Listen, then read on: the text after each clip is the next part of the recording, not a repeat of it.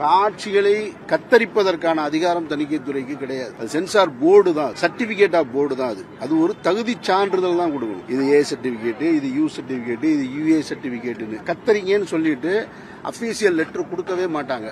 அது உங்களுக்கு தான் தெரியுமான்றது தெரியல.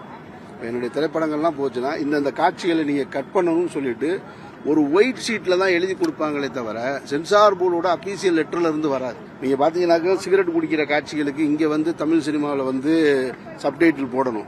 ஹிந்தியில இருந்து வர்ற படங்களுக்கு மது அருந்தின காட்சிகளுக்கு எதுவுமே இருக்காது. ஆனா சென்ட்ரல் போர்டு பேருக்கு சென்ட்ரல் போர்டு, ஆனா ஸ்டேட் கவர்மெண்ட்ல ஒரு ரூல் இருக்கு, நார்த் இந்தியாவில் இங்க தமிழ்நாட்டில் ஒரு ரூல் இருக்கு, நார்த் இந்தியாவில் ஒரு ரூல் இருக்கு. இதையே ஏற்கனவே இங்க இருக்கிற திரைப்படத்துறை சார்ந்த தயாரிப்பாளர் சங்கம் யாரும் கேட்டாங்களான்னு தெரியாது. அதனால இது ஒரு சிக்கலானது. இதுல ஒரு அரசியல் நடவடிக்கை இருக்கு அப்படின்னு தான் நம்ம எடுத்துக்க முடியும். தேர்தல் ஆணையம் சில விதிமுறைகளை கொண்டு வரும்போது அதை நம்ம தவிர்க்க முடியாது. இப்போது புதிய அறிமுகம் ஆச்சி ஹோட்டல் சாம்பார் 50 கிராம் ரூபாய் 20 மட்டுமே.